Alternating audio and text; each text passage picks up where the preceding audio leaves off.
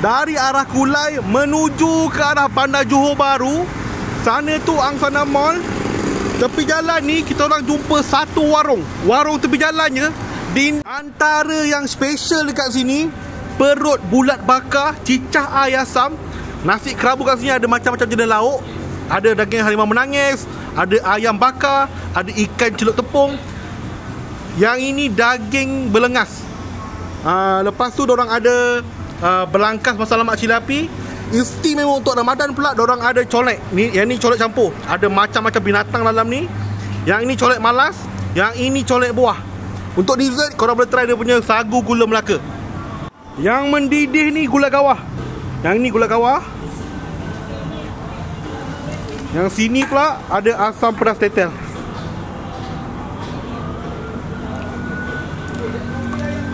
Yang ni ayam bakar, yang ni tukang bakar.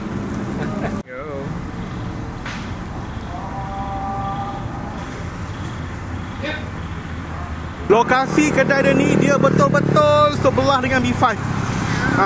Sana tu Angsana, sini B5. Korang masuk lorong ni, ada jalan kecil sebelah tu. Sana korang boleh parking. Ataupun korang boleh wave je Akil Bistro.